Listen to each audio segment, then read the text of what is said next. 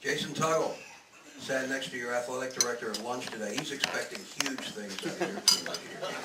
So no pressure there.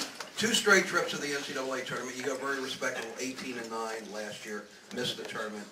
Only picked 4th this year. You got to feel you're better than that. Well, I'm glad to see our athletic director support me. No pressure. You know, with pressure, you have to reward. So keep that in mind.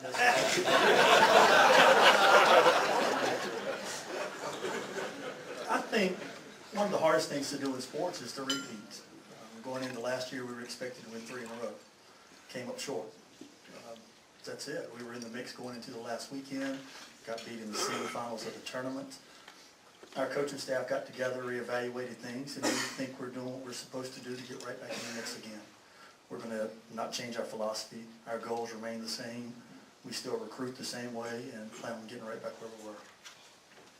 Jason Tuggle, you took the reverse route. You're going to play a lot of ODAC teams this year. Talk about your schedule.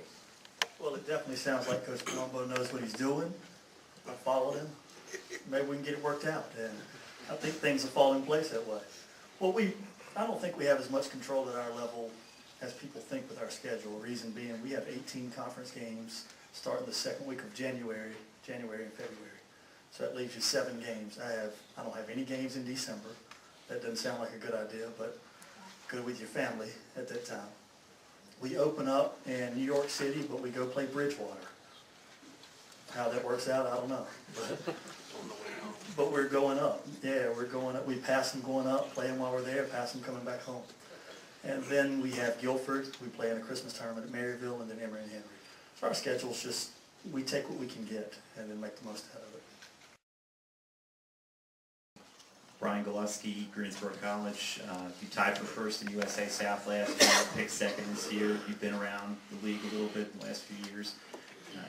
You're at the point where you're a contender pretty much every year now, it looks like. What's the next step for your team? Well, there's a lot of, I think, excitement in our basketball program.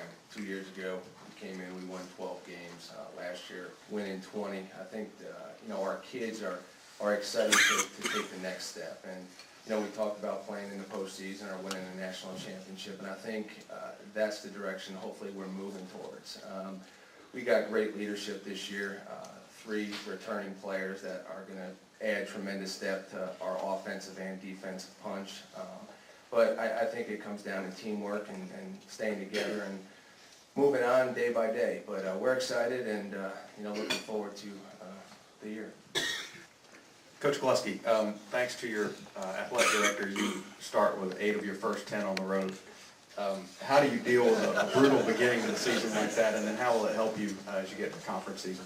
Well, out of all our games this year, we're playing, I want to say 5 or 6 teams that are ranked in the top 25 or receiving votes. And I think, like was said already, it just gets your younger guys prepared, it gets returning guys the experience they need to play in the postseason and to play on the road. Obviously, you get a lot of experience when you're in a different building, different arena, playing in front of different people. And we're not going to travel real well to New York or DC, but it builds a lot of family atmosphere, and that we have to stick together. So come postseason, we are ready to go. We are experienced, and we faced some tough competition prior, but came in second fall.